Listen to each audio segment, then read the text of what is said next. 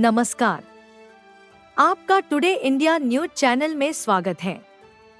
अब नजर डालते हैं आज की ताजा खबरों पर। हम पूरे उस बिल को उस एक्ट को अनकॉन्स्टिट्यूशनल मानते हैं और ये आर्टिकल 25, आर्टिकल 26, 14 और 15 और 29 का ग्रेव वायलेशन है। ये हम पहले से ही बोल किया है और आज फिर आपके सामने रिपीट कर रहा हूँ। No. See, let us be very careful. The Honorable Supreme Court, as rightly pointed out by my counsel, Mr. Nizam Pasha, the Supreme Court has said that the Central Waqf Council and the State Waqf Boards will not be constituted. Waqf by user cannot be deleted. Now, there are other provisions also which we as a party have come to the Honorable Supreme Court that calling it unconstitutional.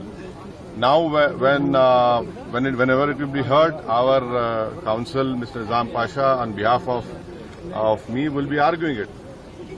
As you know very well, that during the deliberations of the Joint Working Committee, I have given a Dyson report opposing all the amendments that were proposed by the government. And during the debate in the Parliament on the consideration or passing of that bill, I have opposed each and every amendment. I have called it unconstitutional. I still call this law as unconstitutional, as violating the fundamental rights of Article 14, 15, 25, 26 and 29. So our legal battle will continue to ensure that this act, against this act will continue.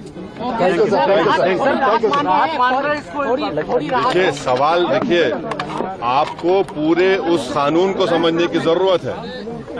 अब 5 साल का मुसलमान practising रहेगा, 5 साल practising मुसलमान का तो रहेगा। अब उसको कौन डिसाइड करेगा? अब कोई महिला है, उसको कौन डिसाइड करेगा? तो ऐसे कई उसमें जो अमेंडमेंट्स के जरिए लॉ बनाया गया है, हम उसके आज भी मुखालिफत कर रहे हैं और कल भी अपोज करते रहेंगे। और लीगली हम सुप्रीम कोर्ट में चैलेंज किए, हम उसको उन तमाम चीजों को violation of the fundamental rights मानते हैं। Thank you.